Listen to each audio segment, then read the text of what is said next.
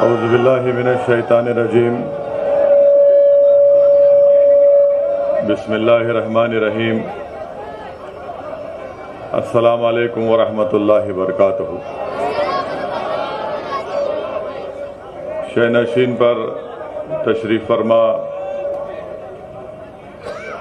हज़रत मौलाना मुफ्ती इस्माइल साहब,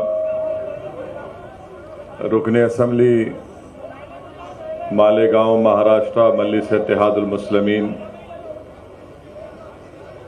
जनाब साबिर भाई साहब, सदर गुजरात मजलिस इत्तेहादुल मुस्लिमीन, हैदराबाद के रुकने असम्बली जनाब जाफर हुसैन मेराज साहब, साबिक़ा रुकने असम्बली महाराष्ट्र जनाब वारिस पठान साहब, मोअज़्ज़िज़ उलमाए किराम, मशाइख़ीन उज़्ज़ाम, मेरे अज़ीज़ दोस्तों और बुज़ुर्गों, मेरे गयूर नौजवान साथियों, मैं आप तमाम का दिल की गहराइयों से शुक्रिया अदा करता हूँ कि आप तमाम ने अपना कीमती वक्त निकाल कर आज के इस मजलिस इत्तेहादुल मुस्लिमीन के जलसे में शिरकत की। मैं आपका शुक्रिया अदा करता हूँ और अल्लाह से दुआ करता हूँ कि अल्लाह सुब्हाना व तआला आपके दिलों में जो अल्लाह ने अपने फ़ज़ल से मजलिस इत्तेहादुल मुस्लिमीन के लिए जो मोहब्बत पैदा की, ये मोहब्बत अल्लाह सुब्हाना व तआला इसको क़ायम और दायम रखे। और इंशाअल्लाह ताला आपका यहाँ पर हज़ारों की तादाद में जमा होना, मुझे यकीन है कि वडगाम की सरज़मीन पर एक नया सियासी इनक़लाब लिखा जाएगा इंशाअल्लाह। मेरे अज़ीज़ दोस्तों और बुज़ुर्गों, आपने अभी मुफ्ती इस्माइल साहब से बसीरत अफरोज़ खिताब सुना, फिर साबिर भाई साहब ने अपने एहसासात को आपके सामने रखा और फिर वारिस पठान साहब ने गुजराती में और उर्दू में अपने जज्बात को आपके सामने रखा। मैं आपके पास सिर्फ इस बात का पैगाम देने आया हूँ कि ये हमारा वतन जिसको हम भारत कहते हैं, इस वतन अजीज़ को हमने, हमारे बुज़ुर्गों ने, हमारे असलाफ ने अपने खून और पसीने से और अपनी कुर्बानियों से इस मुल्क को आज़ाद करवाया। और इस मुल्क की आज़ादी में जहाँ पर हमारे बुज़ुर्गों ने अपना सब कुछ कुर्बान किया, वहीं पर तारीख़ गवाह है कि हमारे बुज़ुर्गों ने माल्टा की जेलों में तकालीफ़ उठाई, अंग्रेज़ों के जुल्म का शिकार होना पड़ा, अपने घर बार को उनको छोड़ना पड़ा, तभी जाकर इस मुल्क को आज़ादी मिली। मेरे अज़ीज़ दोस्तों और बुज़ुर्गों, मुल्क आज़ाद होने के बाद संविधान बनाया गया और उस संविधान में इस बात की इजाज़त दी गई कि हमको ना सिर्फ इज़्ज़त दी जाएगी बल्कि हमको भारत के संविधान के तहत हमको अपने मज़हब पर, अपनी तहज़ीब पर चलने की मुकम्मल आज़ादी दी गई। आज जहाँ पर हम हमारे मुल्क की आज़ादी का अमृत उत्सव मना रहे हैं, मगर मेरे अज़ीज़ दोस्तों और बुज़ुर्गों, मुझे कहना पड़ेगा कि अमृत उत्सव तो मना रहे हैं, मगर ये कौन सा अमृत आप देश में बांट रहे हैं कि जहाँ पर आप और हमसे कहा जा रहा है कि हमारी बेटियाँ, हमारी माएँ, हमारे घर की हमारी बीवी, अगर वो अपने पसंद से हिजाब पहनना चाहती है तो हमसे कहा जा रहा है कि नहीं हिजाब नहीं पहन सकते। अगर वो हिजाब पहनकर पढ़ना चाहती हैं तो हमारी बेटियों से कहा जा रहा है कि अगर तुमको पढ़ना है तो तुम हिजाब उतार कर पढ़ो, और हिजाब को जिहाद से जोड़ दिया गया। आप बताइए मेरे अजीज दोस्तों और बुजुर्गों, हिजाब पहनना भारत के संविधान के तहत जो आर्टिकल है 29 के तहत हमको इजाजत है कि अपने कल्चर पर चलें। सुप्रीम कोर्ट का फैसला है कि कौन क्या खाता है, अपने घर में क्या पहनता है, वो उसका बुनियादी हक है, फंडामेंटल राइट है, मगर उस पर सवाल उठा रहे हैं। फिर बात हिजाब पर ख़त्म नहीं हुई, अब आ गई बात हलाल गोश्त पर भी बात आ गई कि नहीं हलाल गोश्त नहीं खा सकते, बल्कि हलाल गोश्त से कह रहे हैं कि उस पर पाबंदी लगा दो। फिर वहाँ पर इक्तफा नहीं किया तो बात अब बढ़कर आ गई कि अगर मुसलमान अपनी काबिलियत और अपनी मेरिट के ऊपर नौकरी हासिल करता है तो उसका नाम दे दिए जॉब जिहाद का नाम दे दिए। अगर हम अपने पैसों से ज़मीन खरीद के घर बनाते हैं तो कहा जाता है ये लैंड जिहाद है। आप बताइए, हिजाब को जिहाद से, हलाल को जिहाद से, घर को जिहाद से, नौकरी को जिहाद से, हर चीज को मुसलमानों के ताल्लुक से वतन अजीज में एक नफरत की फिजा पैदा की जा रही है। हमारे हिंदू भाइयों को ये पैगाम दिया जा रहा है कि इस देश को अगर खतरा है तो मुसलमानों से है। मैं आपके दरमियान में खड़े होकर ये बात साफ और वाज़ेह अल्फाज में कह रहा हूं कि इस देश को अगर खतरा है तो गांधी के कातिलों से खतरा है। इस देश को अगर खतरा है तो नाथूराम गोडसे को अपना हीरो मानने वालों से, इन जालिमों से खतरा है। मगर इस पर बात नहीं होगी। गोडसे के भक्त आज ये नफरत की फिजा भारत में पैदा कर रहे हैं। आज आप देख रहे हैं कि जब मैंने हिजाब के मसले को उठाया तो उत्तर प्रदेश के विधानसभा के चुनाव चल रहे थे तो मुझ पर तनकीद की गई कि वैसी तुमने उत्तर प्रदेश में हिजाब के मसले को क्यों उठाया। मेरे अजीज दोस्तों और बुजुर्गों, मैं हुफ़ाज़े किराम के दरमियान में खड़े होकर लब कशाई कर रहा हूं। मैं उलमाए किराम के दरमियान में खड़े होकर बोलने की जुर्रत कर रहा हूं। मैं सियासत के मदरसे का तालिब इल्म हूं और सियासत सीखने की कोशिश कर रहा हूं, और सियासत का तालिब इल्म होने की बुनियाद पर मैं ये कह सकता हूं कि हर चीज इस्लाम दुश्मन ताकतें ये देखती हैं कि मुसलमानों को मुल्क के एक हिस्से में चुमटी लेकर देखो, तनकीद करके देखो, इनको हिलाकर देखो, इनका रद्द अमल क्या होगा। जब मैंने हिजाब के खिलाफ आवाज उठाई और कहा कि हिजाब हम पहनेंगे, हमारी बेटी, हिजाब हमारा बुनियादी हक है, अगर आज हिजाब पर खामोश हो जाओगे तो कल कहेंगे दाढ़ी बहुत लंबी है, कम कर लो।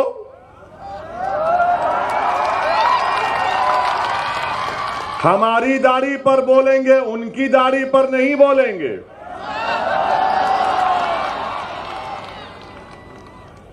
कल कहेंगे कि नहीं टोपी बड़ी ठीक नहीं है, टोपी उतार लो। तो ये कोशिश जो मुल्क में की जा रही है वो क्या है? तनकीद करने वाले करो मुझ पर तनकीद, मगर हिजाब को क्यों टारगेट किया जा रहा है? क्योंकि मुसलमानों का कल्चर उनसे छीन लिया जाए, मुसलमानों की तहजीब को उनसे छीन लिया जाए। जब मुसलमानों को उनकी तहजीब और तमद्दुन से दूर कर दिया जाएगा तो मुसलमान क्या रहेगा? एक जिंदा लाश रहेगा। इसीलिए मैं आपसे कह रहा हूं कि आपको अपनी एक सियासी ताकत और अपनी आवाज को बनाना है। मैं आपको खुलकर कह रहा हूं, याद रखो मेरी इस बात को आप, कि हम हुकूमत को नहीं बदल सकते, मगर हम अपने वोट से हमारे दलित भाइयों को और हमारे सेकुलर रखने वाले हिंदू भाइयों को साथ लेकर अपनी पार्टी के नुमाइंदों को कामयाब करके गुजरात की विधानसभा भिजा सकते हैं, ताकि वो गुजरात की विधानसभा में खड़े होकर आपके इंसाफ का मुतालबा कर सके, आपकी आवाज बन सके, आपके तालीम के मसलों को उठा सके, आपकी जिंदगी और मौत और हयात के फैसले जहां पर हो रहे वहां पर आपकी आवाज को रख सकें। इसीलिए मैं आपसे अर्ज कर रहा हूं कि सियासी ताकत को पैदा करिए, सियासी नुमाइंदों को कामयाब करिए। तनकीद करने वाले तनकीद करते रहेंगे, मगर मैं दलाइल के साथ अपनी बात को हमेशा रखता आया हूं और आज भी रखने की कोशिश करूंगा। मेरे अजीज दोस्तों और बुजुर्गों, आज आप देख रहे हैं कि ज्ञानवापी मस्जिद का मसला उठा दिया गया।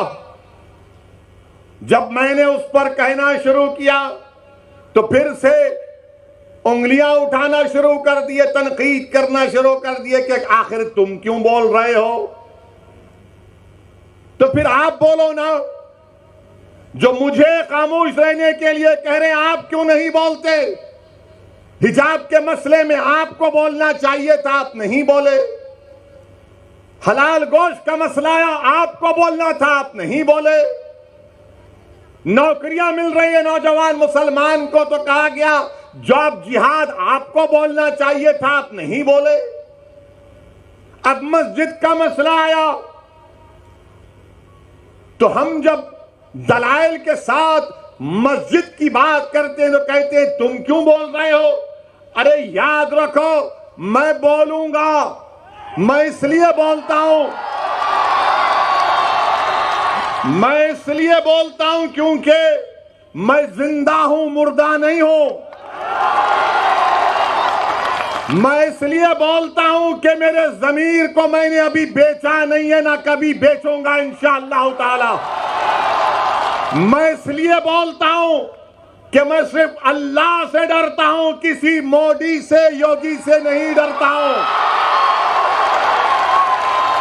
मैं इसीलिए बोलता हूं क्योंकि भारत का संविधान जिसको बाबा साहिब अंबेडकर ने बनाया, मुझे फ्रीडम ऑफ एक्सप्रेशन की इजाजत है और मैं खुलकर अपनी बात को रखना चाहता हूं। हां, तुमको अगर मेरी बात पसंद नहीं आती है तो अपने कान में उंगलियां रख लो, मगर तुम मेरी जबान को बंद नहीं कर सकोगे। तो याद रखिए, अगर आज आप ये सोच कर आए कि हम इसका भाषण सुनेंगे, तो मैं आपसे अपील कर रहा हूं कि मैं कोई खव्वाल नहीं हूं, कोई गाने वाला नहीं हूं कि आप मेरी आवाज को सुनकर वाह वाह हासिल करने में नहीं आया हूं। मैं इसलिए आया हूं और आता रहूंगा वडगाम को कि आप इस सरजमीन पर अपने एक सियासी लीडर को पैदा करिए, अपनी क़ियादत को मजबूत करिए गुजरात में। मेरे अजीज दोस्तों और बुजुर्गों, मस्जिद का मसला आया, मस्जिद तो मेरी है ना, मस्जिद तो मेरी है। और ज्ञानवापी मस्जिद के बारे में टीवी चैनल पर बहुत शाम में 6 बजे, रात में 9 बजे बैठकर ये बहुत दर्स देते हैं। ये हमको सिखाते हैं मस्जिद क्या है क्या नहीं है। मकसद क्या है कि बीजेपी को और तमाम इन पार्टियों को ये लोग बचाने का काम करते हैं। ज्ञानवापी मस्जिद क्या है, 1991 में हाई कोर्ट ने स्टे दे दिया, तो आप अक्टूबर 2021 में जाते हैं, वही मुतालबा करते हैं। लोअर कोर्ट फैसला देता, मैंने कहा उस फैसले की मैं मुखालिफत करता हूं, तो ये लोग डराते हैं मुझको। आप कैसे कोर्ट के खिलाफ बोल सकते हैं?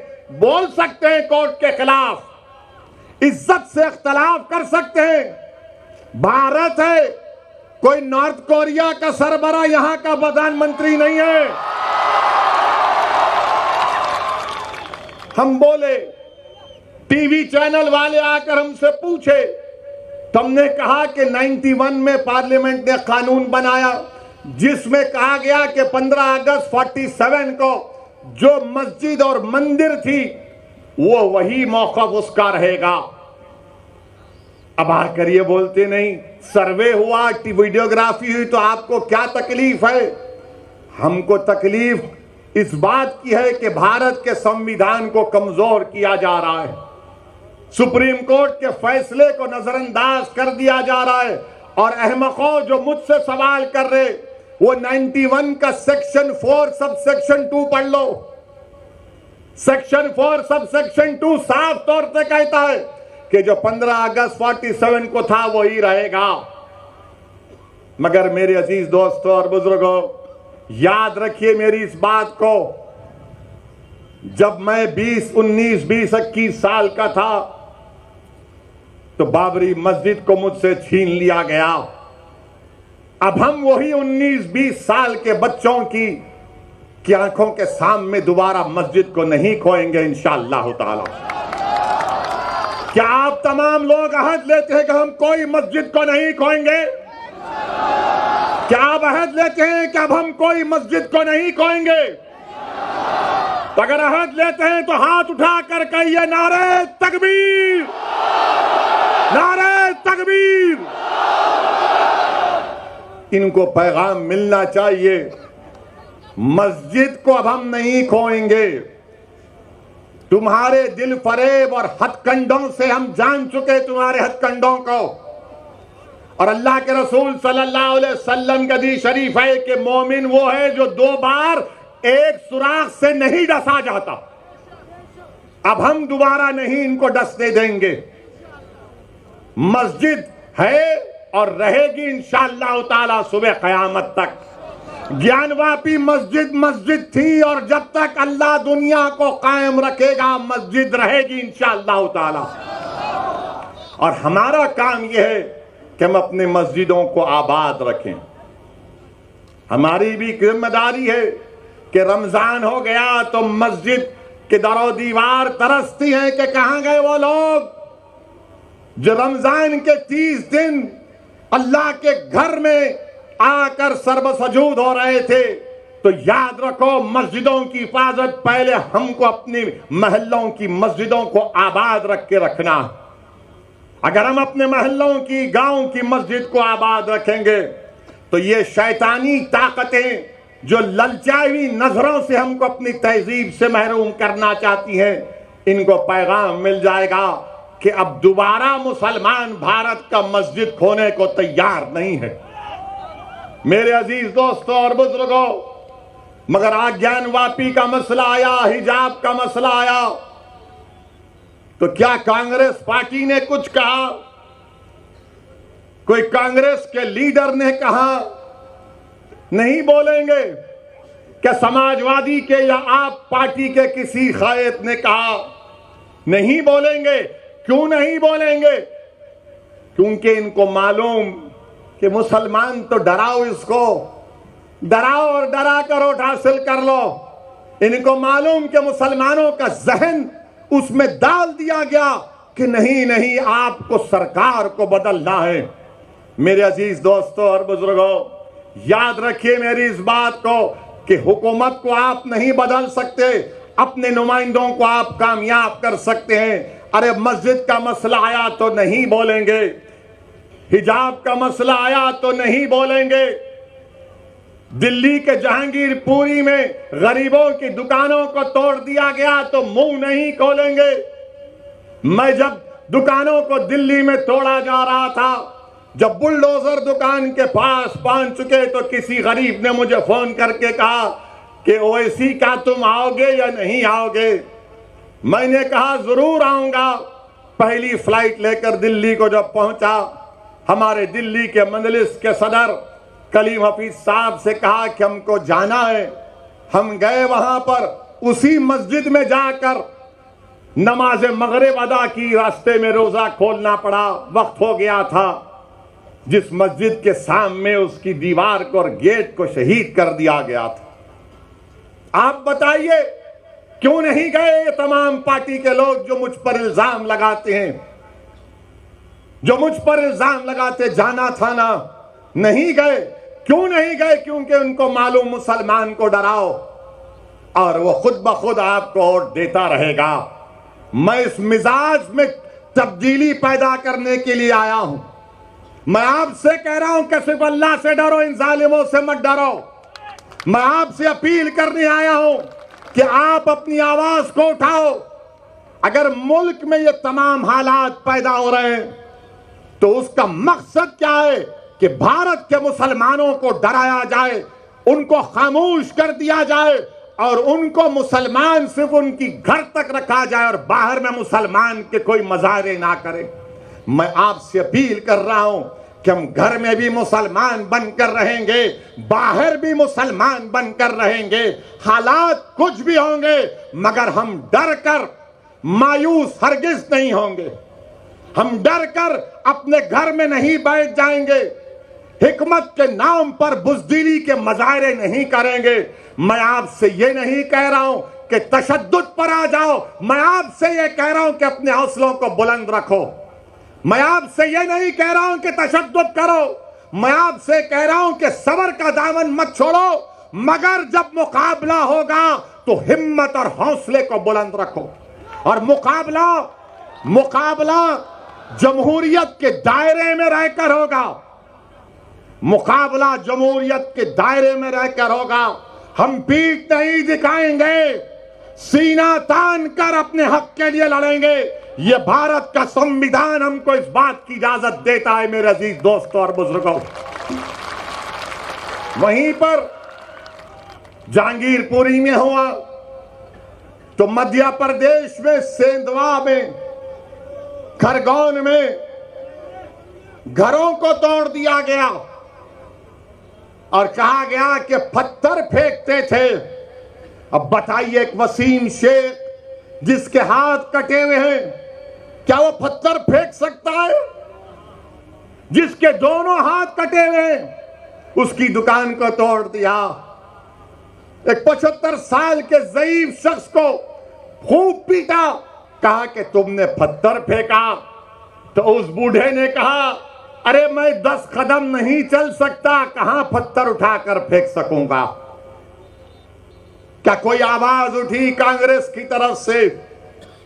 मध्य प्रदेश में तो आपकी सरकार थी।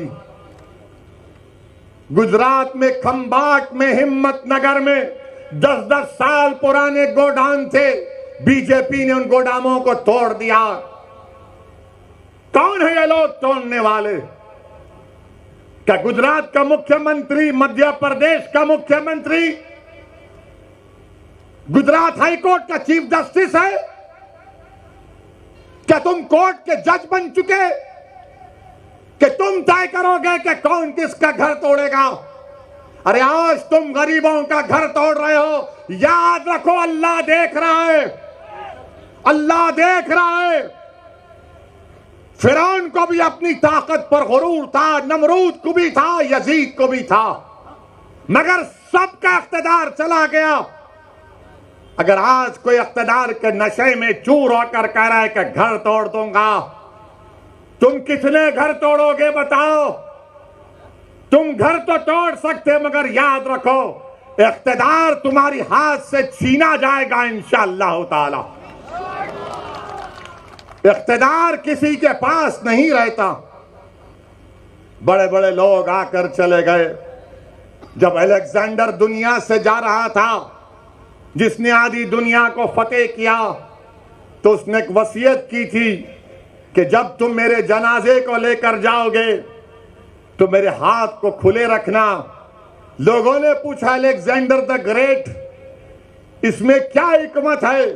तो उसने कहा कि जिसने आधी दुनिया को फतेह किया, मैं पैगाम ये देना चाहता हूं कि मैं जब दुनिया छोड़ के जा रहा हूं तो मेरे हाथ खाली हैं, मेरे हाथ में कुछ भी नहीं। तो याद रखो, जुल्म करने वालों, जुल्म को रोको। उस खरगोन में, बल्कि उत्तराखंड, खरगोन और उत्तराखंड में हमारी एक मां ने कहा, क्या कहा उस मां ने मैं बार बार जब उसका वीडियो देखता हूं तो मेरे रोंगटे खड़े हो जाते।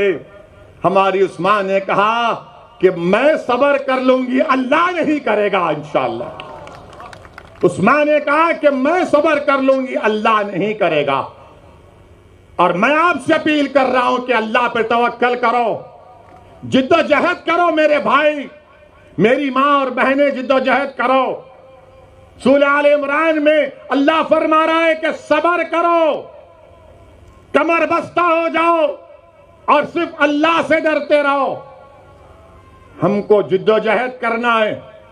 अगर आप समझेंगे मैंने कांग्रेस पार्टी है, ये कांग्रेस पार्टी है क्या? मुझे बताओ, आप है क्या कांग्रेस पार्टी? बताइए। उनके मोहतरम बेचारे हर थोड़े दिन को कहीं ना कहीं गायब होकर निकलते। आखिर है क्या कांग्रेस पार्टी? लोग हम पर इल्जाम लगाते हैं कि ओवैसी के आने से गुजरात में ऐसा हो जाएगा, ओवैसी मजलिस के आने से वो बीजेपी को फायदा हो जाएगा। मैं कांग्रेस पार्टी से पूछना चाह रहा हूं, आपने गुजरात में आखिरी मर्तबा सरकार कब बनाई थी? बताओ कांग्रेसियों, तुमने गुजरात में आखिरी मर्तबा अपनी सरकार कब बनाई थी? आपको मालूम है? कितने साल हो गए? कितने साल हो गए? बच्चे तो नहीं देखे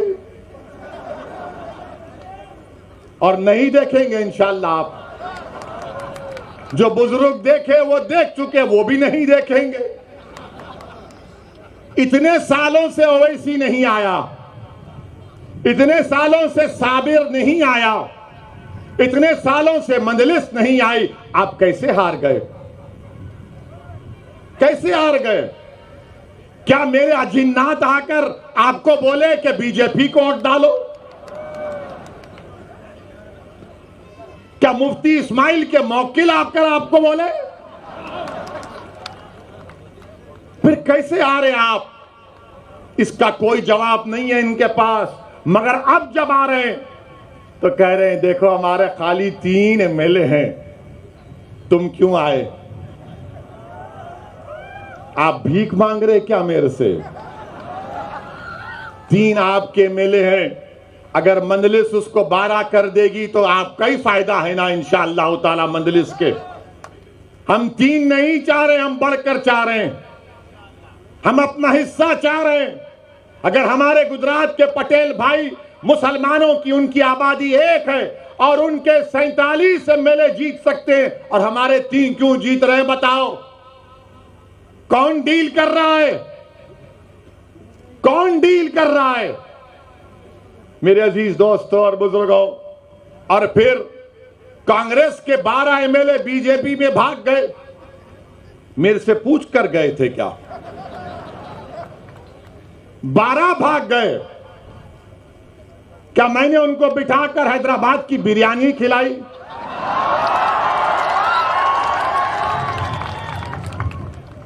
वो तो मेरी बिरयानी नहीं खाए, वो तो नरेंद्र मोदी का ढोकला खाकर चले गए बीजेपी में।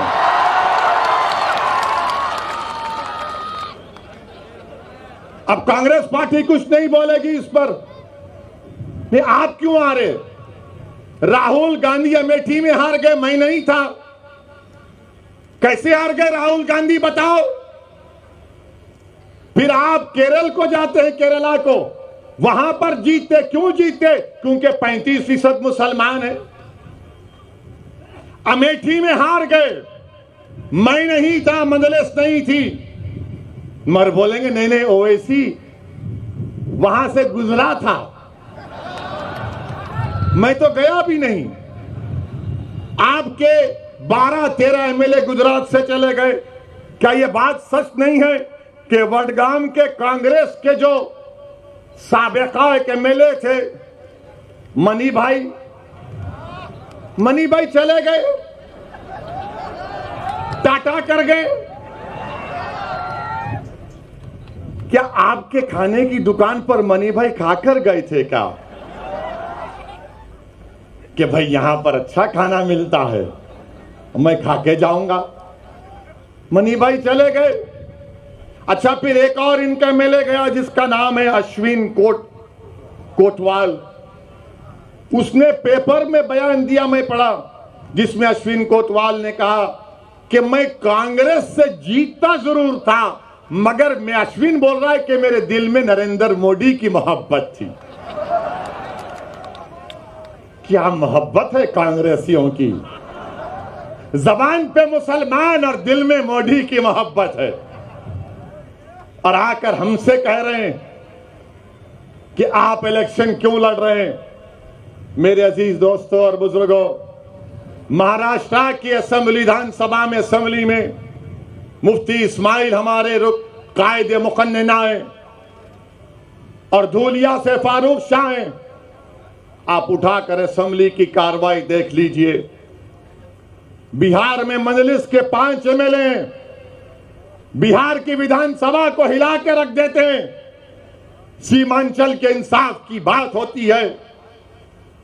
ये 3 जो जीत के गए, कितने बार मुंह खोला तुमने, कितने बार तुमने हक और इंसाफ की बात की। भारत की पार्लियामेंट में 540 की लोकसभा है, सिर्फ 2 रुकने लोकसभा है मजलिस के मेयर इम्तियाज जलील साहब। अब जब दोनों में से कोई एक खड़ा हो जाता है 5-6 मिनट के लिए बोलने के लिए, तो बीजेपी के 300 एमपी खड़े हो जाते हैं, क्या बोलेगा सुनने के लिए। हम सिर्फ 5-6 मिनट बोलते हैं, 5-6 मिनट, और सब खड़े हो जाते हैं। कौन नरेंद्र मोदी के सामने एनपीआर एनआरसी के कानून को फाड़ दिया, क्या कांग्रेसियों ने पढ़ा था? अमित शाह बैठे हुए हैं। मैंने कहा यह कानून काला कानून है, मैं नहीं मानता, इसको फाड़ूंगा। आपने भी यहां पर वडगाम में एनपीआर एनआरसी के खिलाफ एहतजाज किया, मैं आपको सलाम करता हूं। अल्लाह आपकी उस कुर्बानी को कबूल करे। 250 लोग जेल को गए। दिल पर हाथ रखकर बोलो, क्या कांग्रेस ने कहा कि तुमको छोड़ना चाहिए जेल से? दिल पर हाथ रखकर कहो कि जब 250 लोग एनपीआर एनआरसी में वडगाम के उसमें जेल में गए तो क्या कांग्रेसी बोले? कब बोली कांग्रेस? जब पट्टीदारों के लोग जेल में थे तो कांग्रेस ने कहा छोड़ो और केस को वापस लो, मगर जब वडगाम का मुसलमान जेल में था तो तुमको पट्टीदार की जबान और उनसे मोहब्बत और हमारे से मोहब्बत नहीं। ये फर्क है, याद रखो आप। यकीनन बीजेपी को हराना है। कौन कह रहा है नहीं हराना है? हम ही तो लड़ रहे हैं बीजेपी के खिलाफ। पार्लियामेंट में हर चीज में मजलिस मुखालिफत करती है। ट्रिपल तलाक का कानून आया तो मजलिस ने मुखालिफत की। एनपीआर एनआरसी का कानून आया, मजलिस ने कानून की कॉपी को फाड़ा। यूएपीए का कानून आया, हमने मुखालिफत की, कांग्रेस ने तायीद की। क्या कांग्रेस ने अमित शाह के लाए हुए तरमीमी बिल की तायीद नहीं की? तायीद की। और आज आप हम पर उंगलियां उठाते हैं। मेरे अजीज दोस्तों और बुजुर्गों, मेरी जिंदगी का एक ही मकसद है कि मेरी जमात का पैगाम यही है कि आपके सियासी नुमाइंदे कामयाब होकर जिला परिषद हो, असेंबली हो, पार्लियामेंट हो, जाना चाहिए। आपकी आवाज सुननी चाहिए। अगर आप नहीं आवाज उठाएंगे और सिर्फ कहेंगे कि हम सिर्फ आंसू बहा देंगे, डर कर, याद रखिए आप जमहूरियत में हैं, लोकतंत्र में हैं। आपको अपना हक मिलना चाहिए। और हक कैसे मिलेगा? जब आप अपने वोट से अपनी पार्टी के नुमाइंदों को कामयाब करेंगे। मेरे अजीज दोस्तों और बुजुर्गों, यही मजलिस इत्तेहादुल मुस्लिमीन का पैगाम है। अब मुझे किसी ने पूछा कि ये ज्ञान वापी के नीचे क्या देखना चाह रहे, ताजमहल के नीचे क्या देखना चाह रहे, कुतुब मीनार के नीचे क्या देखना चाह रहे? तो सोशल मीडिया पर मैंने ये पढ़ा।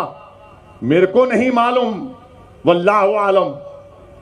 किसी ने कहा, सोशल मीडिया पर लिखा कि वो ताजमहल देखने गया था, आगरा के ताजमहल के जो क्यूरेटर जिम्मेदार थे उनके साथ, उनका रिश्तेदार था। तो उस लड़के ने कहा, लिखता है कि मैं ताजमहल के नीचे जाना चाह रहा था, तहखाने में। तो उसको डायरेक्टर ने कहा कि देखो सेल फोन की इजाजत नहीं है, सेल फोन रख दिए। फिर जब नीचे गए तो फिर चेक किया गया कि क्या सेल फोन है, नहीं था। फिर जब दरवाजा खोलने की बात आई तो कहा दरवाजा नहीं खोलेंगे, उस पे गवर्नमेंट ऑफ इंडिया का मोहर है। उनसे कहा गया कान लगाकर सुन लो। तो उस लड़के ने ताजमहल के तहखाने में जो कमरा है उसमें कान लगाकर सुना, और वो खुद सोशल मीडिया पे लिख रहा है कि उसने बड़ी खूबसूरत इंसान की आवाजें सुनी, उसने बड़ी खूबसूरत इंसान की आवाजें सुनी। और वो क्या कह रहे थे ताजमहल से कि चौकीदार को बोलो नौकरियां नहीं है नौजवानों के पास, चौकीदार को बोलो कि पेट्रोल को कीमतों को कम करें।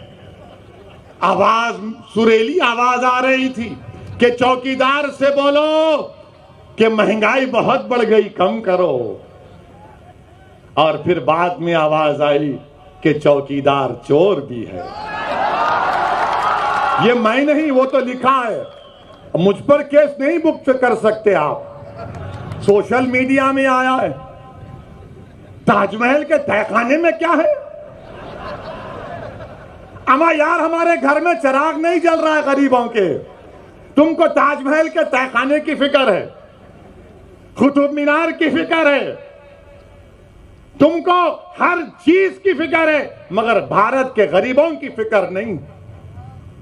देश के प्रधानमंत्री को अय्यूब पटेल की बेटी की तकलीफ को देखकर देश के प्रधानमंत्री भावुक हो जाते हैं, मगर खंबाट और हिम्मतनगर में उन गरीबों को जो धूप में आज अपनी जिंदगी गुजार रहे हैं, जिनके घरों को तोड़ दिया गया, देश के प्रधानमंत्री, क्या आपके आंख में आंसू नहीं आएंगे? क्या आपके आंख में आंसू सिर्फ टीवी कैमरा को देखकर आएंगे? मेरे अजीज दोस्तों और बुजुर्गों, ये भारत की हकीकत है। कब तक है परमिशन? हाँ ठीक है, कोई बात नहीं है। हाँ नहीं, बारे 10 बजे खत्म करेंगे, क्योंकि अभी थोड़ा बाकी रखेंगे ना। मैं फिर आऊं ना, मत आऊं, फिर आना पड़ेगा ना मुझे। आप तमाम लोग हमारा साथ देंगे ना? आप तमाम लोग वडगाम से मजलिस को कामयाब करेंगे इंशाअल्लाह। जरा हाथ उठाकर बोल दीजिए। मेरे अजीज दोस्तों और बुजुर्गों, मैं आपसे सिर्फ इतना ही कह रहा हूं कि अपनी सियासी आवाज को बनाइए।